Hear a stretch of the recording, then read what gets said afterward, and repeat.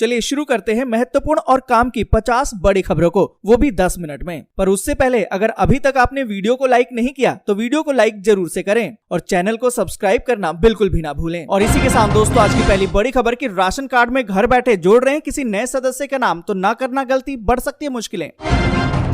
क्या मार्च में बढ़ जाएगी रसोई गैस की कीमत? सब्सिडी के लिए अपने LPG ID को अपने अकाउंट से करें लिंक। वंदे भारत और शताब्दी एक्सप्रेस में अब सफर होगा और भी मजेदार, यात्रियों के लिए शुरू हुई रेडियो प्रसारण की सेवा। अब ऑफलाइन ही होगी 10वीं और 12वीं की बोर्ड की परीक्षाएं, सुप्रीम कोर्ट का याचिका पर सुनवाई से इनकार। रूस और यूक्रेन में अगर जंग हुई तो गेहूं से लेकर तेल, पेट्रोल और डीजल सब हो जाएगा महंगा। क्रिप्टो विज्ञापनों में 1 अप्रैल से अत्यधिक जोखिम को अब बताना होगा जरूरी।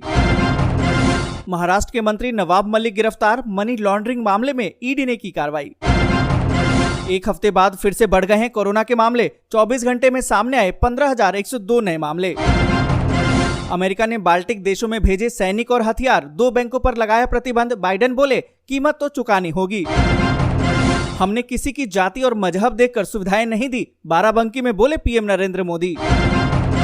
यूक्रेन संकट पर रूस ने किया भारत के रुख का स्वागत, कहा कि दोनों देशों की साझेदारी एक मजबूत नींव पर आधारित। रूस यूक्रेन तनाव के बीच चीन की करेंसी युआन 4 साल के उच्च स्तर पर। लगातार बढ़ते तनाव के बीच यूक्रेन में 30 दिनों के लिए लागू होगा आपातकाल। मनीष सिसोदिया बने दिल्ली के PWD मंत्री, अब तक सत्येंद्र जैन के पास था विभाग। यूपी में चौथे चरण का मतदान, शाम 5 बजे तक 57.45% हुई वोटिंग। आम आदमी पार्टी ने चुनाव आयोग से पूरे पंजाब में EVM की सुरक्षा बढ़ाने का किया अनुरोध। प्रियंका गांधी बोली कि आतंकवाद और हिंसा को मेरे परिवार ने झेला, मेरे पिता और दादी को आतंकवादियों ने मारा। मायावती बोली कि दोबारा पूर्ण बहुमत की सरकार बनाएगी बसपा। अखिलेश यादव पर बरसे योगी, कहा कि राम भक्तों पर गोली चलवाने वालों को अब याद आ रही है अयोध्या की। उत्तर प्रदेश चुनाव में मायावती बोली अब ये अमित शाह का बड़प्पन है, इस पर मच गया है सियासी बवाल। चुनाव के बाद भूपेश बघेल के खिलाफ मोर्चा खोलेंगे टिकैत, 52 दिनों से नवा रायपुर में चल रहे आंदोलन अब पकड़ेगा रफ्तार। अखिलेश यादव बोले किसानों की आय न दुगनी हुई बल्कि बढ़ गई है महंगाई और भ्रष्टाचार। बल्कि हमने किसी जाति और मजहब को देखकर सुविधाएं नहीं दी, बाराबंकी में बोले पीएम नरेंद्र मोदी। आपको बता दें कि उत्तर प्रदेश में चुनावी जनसभा को संबोधित करते हुए प्रधानमंत्री नरेंद्र मोदी ने समाजवादी पार्टी यानी कि सपा अध्यक्ष अखिलेश यादव पर जमकर हमला बोला। पीएम ने अपने संबोधन में कहा उनकी सरकार ने मुस्लिम बेटियों की पीड़ा को समझते हुए 3 तलाक रोधी कानून बनाया है। वो बोले हम परिवार वाले भले नहीं हैं, लेकिन हर परिवार के दर्द को समझते हैं। और इसी के साथ दोस्तों अगली बड़ी खबर की रूस और यूक्रेन तनाव के बीच पश्चिमी देशों ने प्रतिबंधों से किया पलटवार, उठाए ये बड़े कदम। आपको बता दें कि यूक्रेन के अलगाववादी क्षेत्रों में सेना भेजने के रूसी राष्ट्रपति पुतिन के आदेश का तेजी से जवाब देते हुए दुनिया भर के नेताओं ने यूरोप के एक पूर्ण युद्ध को टालने की उम्मीद से गैर सैन्य कार्रवाई के साथ साथ पलटवार किया है। जर्मनी ने रूस से नॉर्ड स्ट्रीम 2 गैस पाइपलाइन के प्रमाणीकरण को रोकने के लिए कदम उठाते हुए पहला बड़ा जवाबी पलटवार किया है। वहीं वॉशिंगटन में अमेरिकी राष्ट्रपति जो बाइडेन ने यूक्रेन पर रूसी आक्रमण की शुरुआत कर दी है और कहा है कि सजा के रूप में वित्तीय प्रतिबंधों की उन्होंने घोषणा की। प्रतिबंध रूसी वित्तीय संस्थाओं और कुलीन वर्गों को प्रभावित करेगा। उन्होंने कहा कि अमेरिका 2 बड़े रूसी वित्तीय संस्थानों पर पूरी तरह से अवरोध और रूसी ऋण पर व्यापक प्रतिबंध लगाएगा। यहाँ तक कि बाइडेन ने वादा किया है कि अगर पुतिन आगे बढ़ते हैं तो और भी प्रतिबंध लगाए जाएंगे। और इसी के साथ दोस्तों अगली बड़ी खबर की महाराष्ट्र के मंत्री नवाब मलिक गिरफ्तार, मनी लॉन्ड्रिंग मामले में ईडी ने की कार्रवाई। आपको बता दें कि प्रवर्तन निर्देशालय यानी कि ईडी ने गैंगस्टर दाऊद इब्राहिम और उनके सहयोगियों की गतिविधियों से जुड़े मनी लॉन्ड्रिंग मामले में महाराष्ट्र के अल्पसंख्यक मामलों के मंत्री नवाब मलिक को गिरफ्तार कर लिया है। 62 साल के नवाब मलिक को दक्षिण मुंबई के बेलाड स्टेट इलाके में ईडी कार्यालय में सुबह करीबन 8 बजे से करीबन 5 घंटे तक पूछताछ की गई, उसके बाद हिरासत में लिया गया। और इसी के साथ दोस्तों अगली बड़ी खबर की यूपी विधानसभा चुनाव के चौथे चरण का मतदान खत्म, 5 बजे तक 57.45% हुआ मतदान।